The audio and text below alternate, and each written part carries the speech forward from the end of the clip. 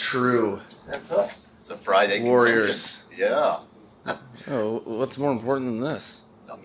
Nothing at all.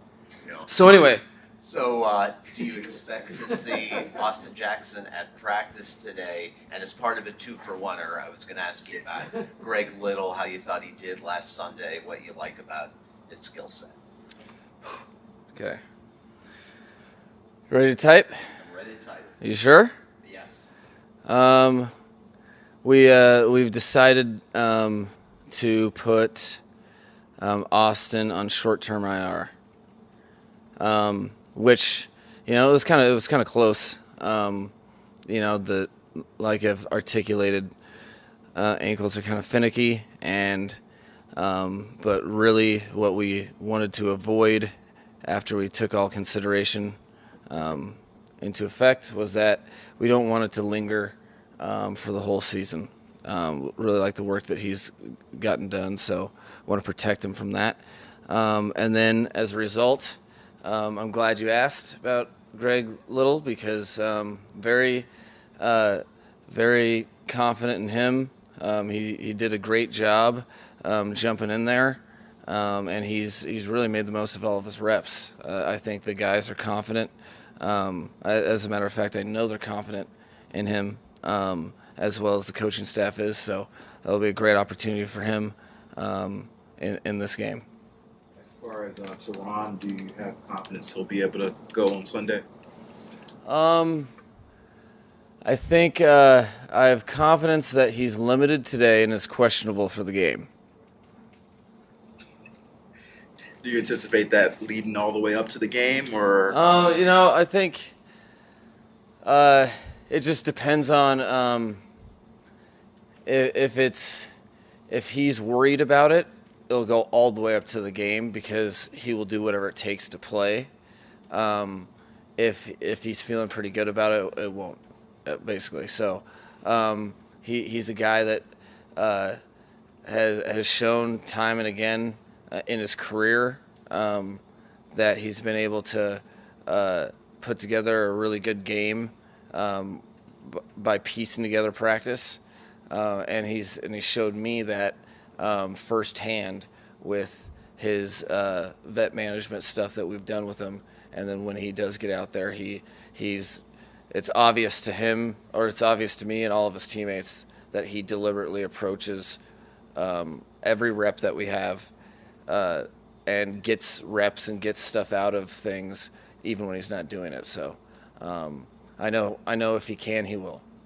I don't think any of us are doctors, but I'm curious, just with Teron, you've got a guy like Justin Houston potentially on the other side, how much his injury in particular affects his mobility, and whether that's a factor or if it's more pain for him.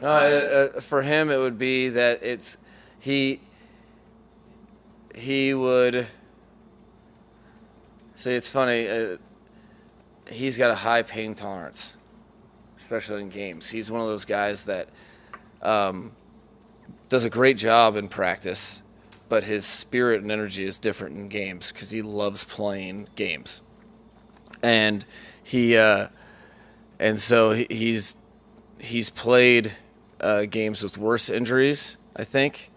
But what we don't want to do is set stuff back further along in the season.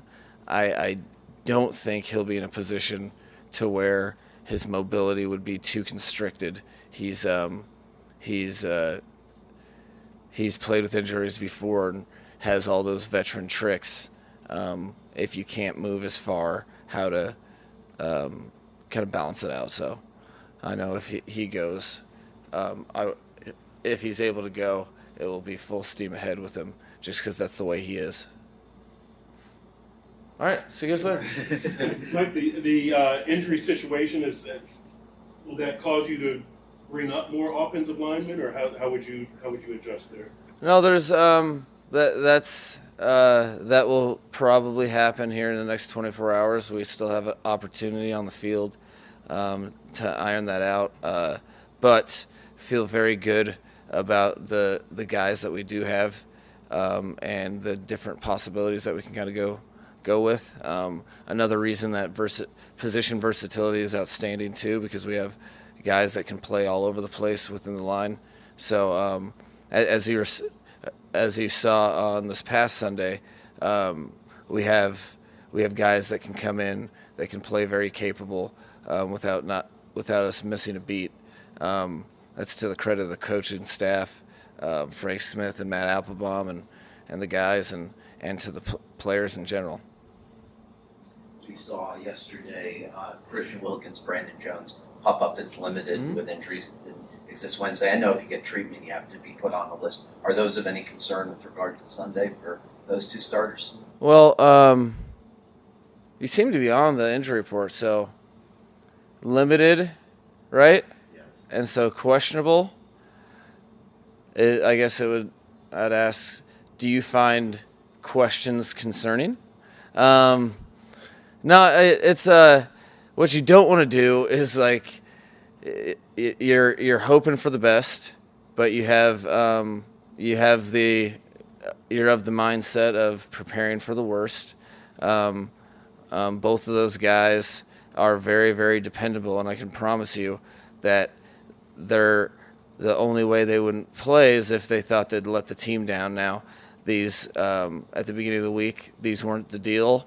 You go through practice and a night's rest and stuff, and some guys come back with stuff. So we're hoping it's not a big deal and shouldn't. We're hoping it doesn't involve Sunday, but that's why it's questionable, because you just don't know. So I'm already getting used to this as a head coach. You've got to be able to adjust. What did you think of Connor Williams' first NFL regular season game as a center? I thought he did some really cool stuff. He's also I was very, very happy with his play. The biggest thing with him is he knows that he can play the position very well.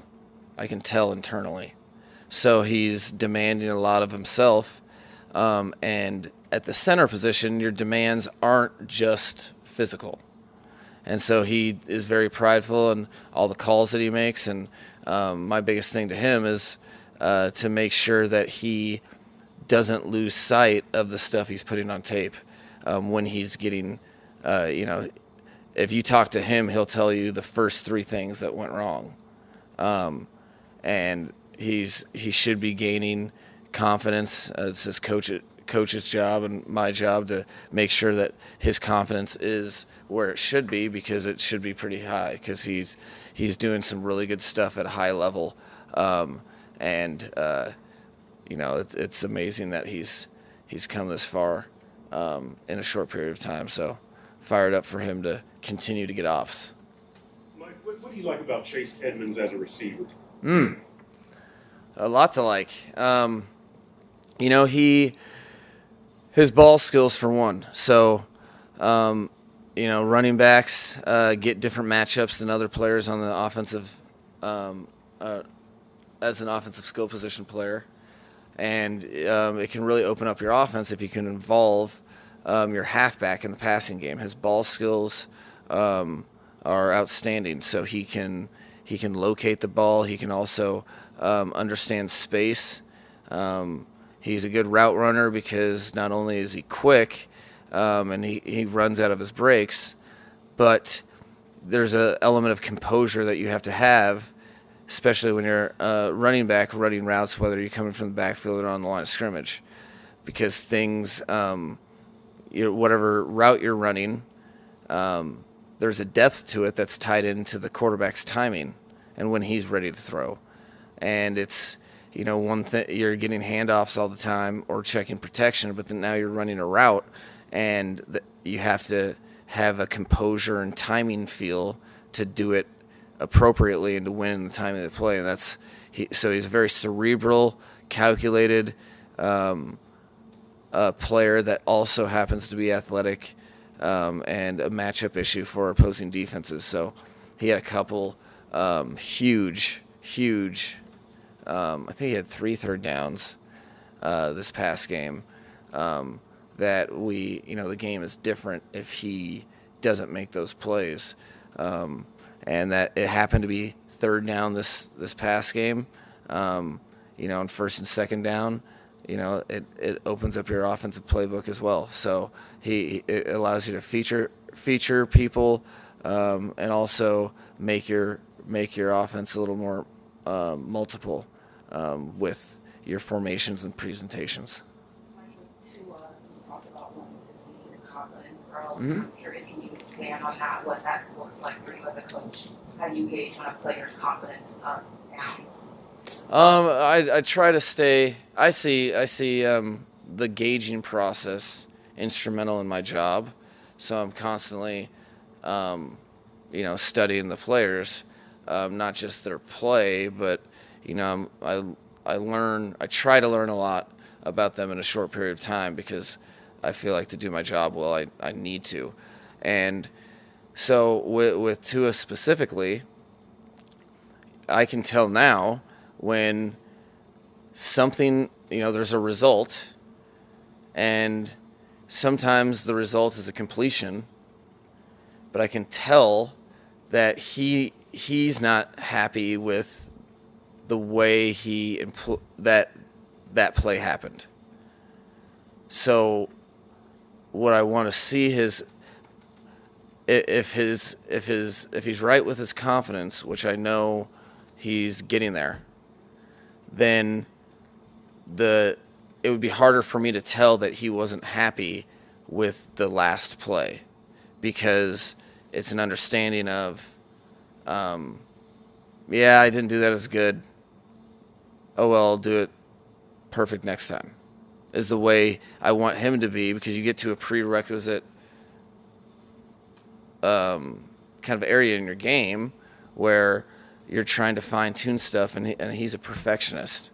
So I want his confidence to outweigh his perfectionism, or whatever that word would be, so that he can continue along his journey, but also be a little more be present in reality. I think the reality is he's doing very good things in the football field. And while he's trying to get better, I just want to make sure that he doesn't lose sight of those things, which we've talked about, and I'm excited about where he's going with that. Coach, staying on Tua real quick, he had a comment earlier this week about height and vision and how that kind of all pairs together. You've obviously worked with tall quarterbacks, shorter quarterbacks, running quarterbacks, pocket quarterbacks, all that stuff. Just wanted to get your perspective on what Tua said and how height and vision affects your field vision. No, that's another example of why I really appreciate coaching Tua, and think that he has a chance to continue to get better for years and years over the course of his careers, because he is, being with all sorts of shapes and sizes of quarterbacks, from 6 foot to 6'5", and everything in between. The one thing I do know is that every quarterback struggles to see at some point in time, because there's a lot of things going on. There's locating layers of defenders that you're looking at from your vantage point, but you're having to distinguish, are they 5 yards deeper than each other? There's 6'5" dudes that are standing like this in your face, and all quarterbacks struggle to see. Most quarterbacks don't admit it. So that's a big deal when you break that down, because what that means is now we can have a coach-player relationship and have an opportunity to get better, because when he says, I didn't see something, I know he means it. And there's a lot of times you'll be coaching a quarterback and be like, why didn't you? And I don't know. That's not him, which is why he's been able to make, all the growth and the steps in his game within this offense in one offseason. So that's something that there's different tools and tricks that you can learn within the given concepts and stuff that you're doing, whether you're under center and you're in shotgun or in your pistol or whatever, and as well as that communication's integral for me to make sure to adapt to, hey, these these plays in these pockets, it's hard for me to see something. It's very, very normal. Just not a lot of people are willing to talk about it. And generally, I believe honesty and being secure in yourself to admit stuff gives you your best chance to maximize whatever you are, whether that's in business or just in life as a person. Mike, I noticed this past game you guys used Tyreek quite a bit on motion pre-snap. I think the number was 28%, which is like double what he had in Kansas City. Not to go too deep into scheme, but I'm curious, beyond just the speed element, what advantage getting him on the move at snap does to defenses and for your offense? Well, just motioning in general, from a starting point, defenses have to defend as a group. So we prioritize motioning so that they have to communicate. And you'd motion one player, it's low cost in offense, but it can change. There's defenses that have double calls. You go slot to pro, and they have to reclose stuff at times. So that's something. That's one of the reasons it's not just to do it, but one of the reasons it's such a big part of our offense is because we believe if we train it, we can stress defenses in that way. With Tyreek in particular, that's something that I think it's safe to say that if you've been coaching in the National Football League in the last 10 years, or even 20, that when you play the Patriots, that they're going to do their best to take away your who they view as your primary player. And when you're playing teams like that, it only helps, doesn't hurt, when in your motion plan you're moving him around, because if they're gonna try to double somebody, that occupies two people's eyes and all that stuff. So that we motion all the time anyway, but that with no games as a group and us not having anything on tape, the one thing we could have taken as an educated guess was that they were going to have some attention on Tyreek. So when we feel that way, we'll take advantage of it in a multitude of ways. One of them was motion.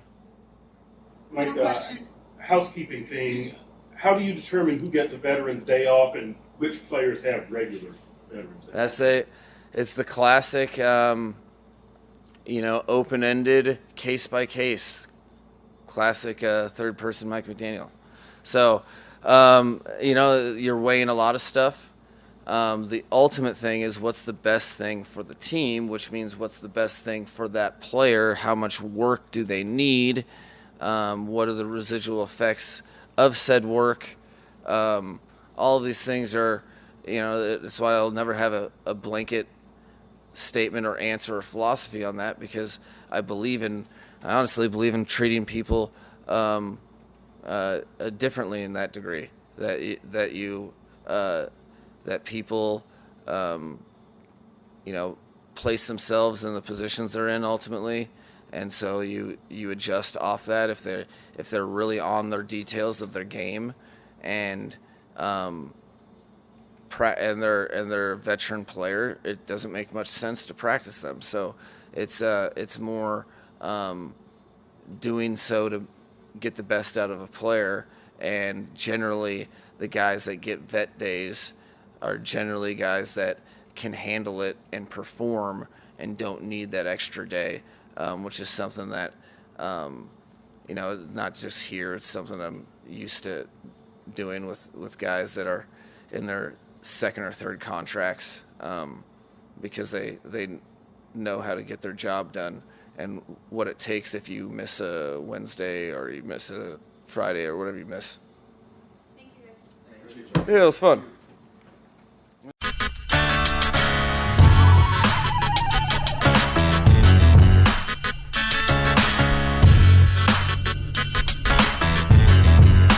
This is the Big O Show.